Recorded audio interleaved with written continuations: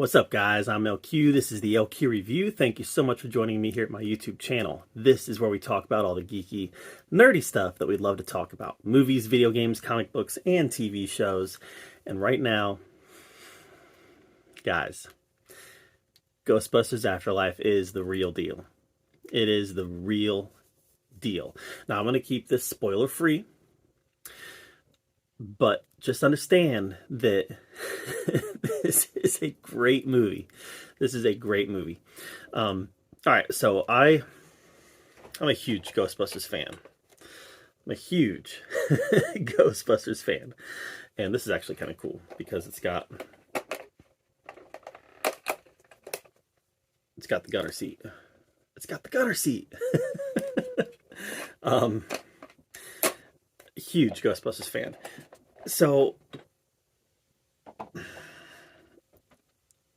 that being said, I might be a little biased to like this movie because it pays such reverence.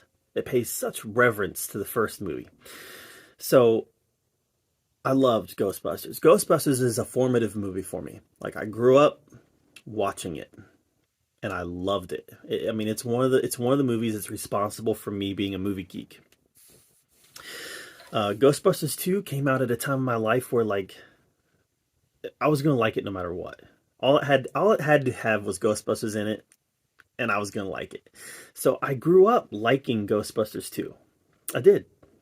I was 9 when it came out, when Ghostbusters 2 came out, and I grew up liking it. Now, as an adult, I'm able to look at it with a little bit more critical eye and understand, okay, Ghostbusters 2 wasn't a great movie.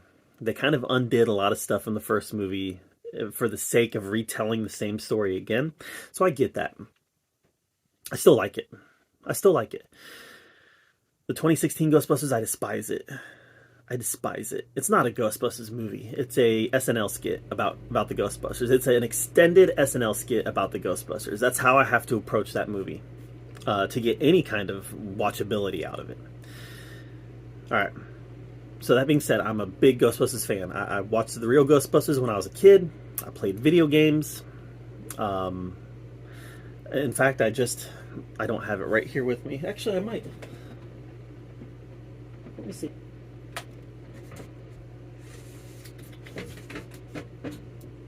Maybe I don't. Oh yeah, I do. Right here. I just beat this movie. I just beat this game recently for the NES. If you ever want to see just how bungled and bad 80s some of these NES video games were, beat this game and try to make any sense out of the ending narration. It was typed. But if you can beat this game and get to that end narration, all I have to say is congratulations.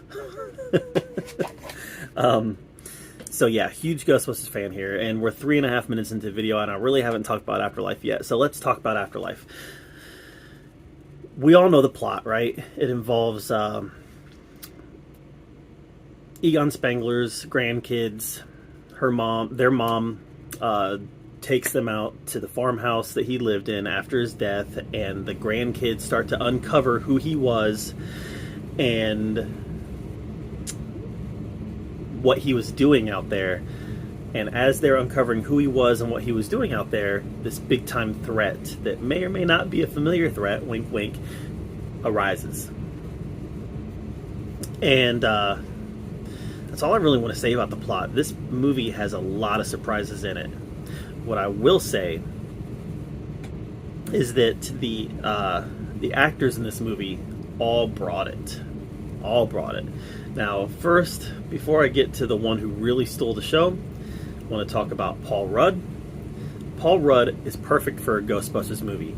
His type of comedy, his type of kind of dry wit and sarcasm is perfect. Like, he would have fit in with the original Ghostbusters because he has that same kind of dry wit and sarcasm that Bill Murray had back in the day. Paul Rudd would have fit in well.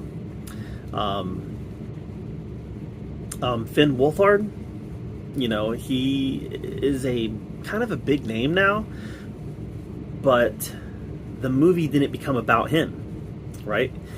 He was a supporting character in this movie, and the movie was better off for it because his character wasn't really all that interesting. Now, he's important to the story, and he gets a fair enough amount of screen time, but it's really not about him.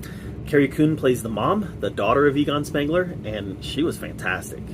She was fantastic. I remember actually elbowing my friend that I saw the movie with, and I was like, she's great. She's great, because she just brought this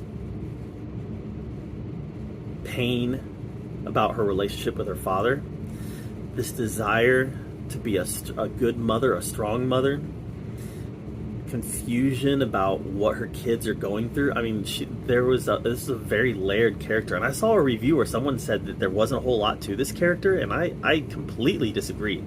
I think this was a very complex character who was one of my favorites of the movie. But we got to talk about McKenna Grace. McKenna Grace was the star of this movie. She carried this movie on her little shoulders. She was phenomenal. Everything about her, it's like she wasn't trying to emulate Harold Ramis. Like, she wasn't trying to do a Harold Ramis impression, but she was channeling him. Like how kids actually channel parents or grandparents. I've got kids, and sometimes I see my son channeling me, acting the same way that I would act, having the same mannerisms that I had. I see my daughter doing the same thing too. She's only 7, and every now and then I see her channeling me or channeling my wife. Same mannerisms, same speech patterns. I see this.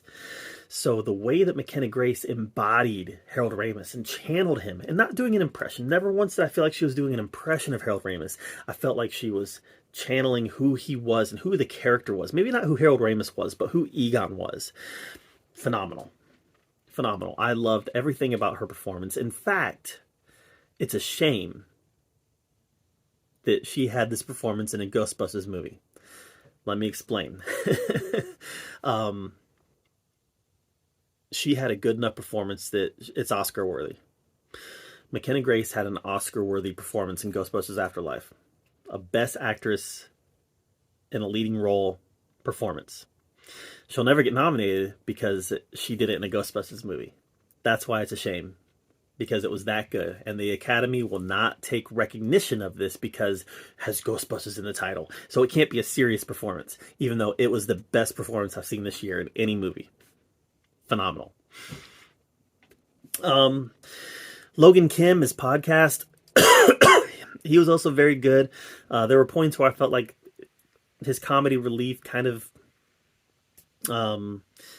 became a little much. We're talking about a 12-year-old kid maybe, and there were situations that were life-threatening, and he's cracking jokes. I'm not sure how authentic that feels, but he was still a very funny character. I believe this is his first role, and we're going to be seeing a lot more of him because he was very strong in this movie.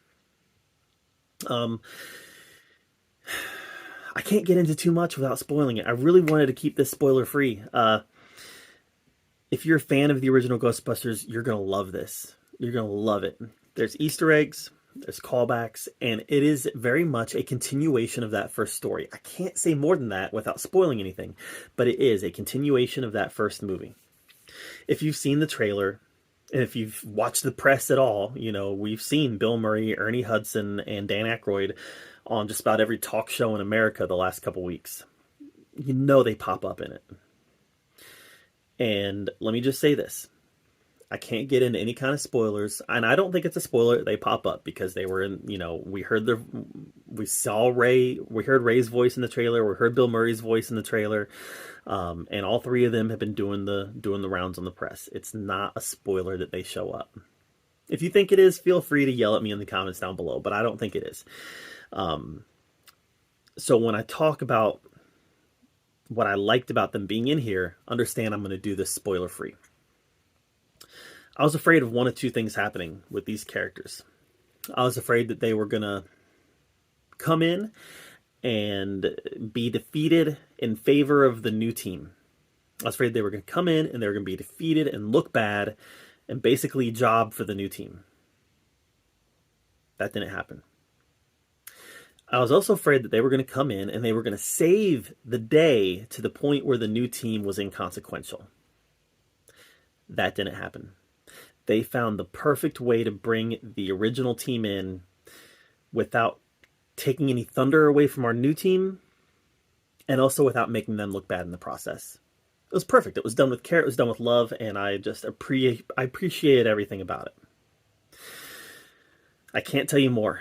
I want to, but I can't. I'm biting my tongue right now because there's more I want to say. Guys, if you're a fan of the original, you're going to love this. If you're not a fan of the original, I don't know how accessible it's going to be. I think it's very watchable. Like, I think you could definitely watch this and enjoy it. But I don't know how if you're going to have the same feelings about it because it's just not entirely accessible, like the first one was. There's some knowledge of what's come before to really make you appreciate everything that happens here. So, guys, Ghostbusters Afterlife, I give it a 9.5 out of 10. I loved it. It's probably my favorite movie of the year so far. Again, I'm a little biased. I'm a Ghostbusters fan, but I loved it. So let me know what you thought of Ghostbusters Afterlife in the comments down below. I'd love to hear your take on it. While you're down there commenting, make sure you subscribe to my channel. And as always, thank you so much for joining me right here at the LQ Review, where we get to talk about all the geeky, nerdy stuff we love to talk about. Till next time, we'll see you guys later. Hey guys, it's LQ with the LQ Review. Make sure you subscribe to my channel. Thank you so much for joining me.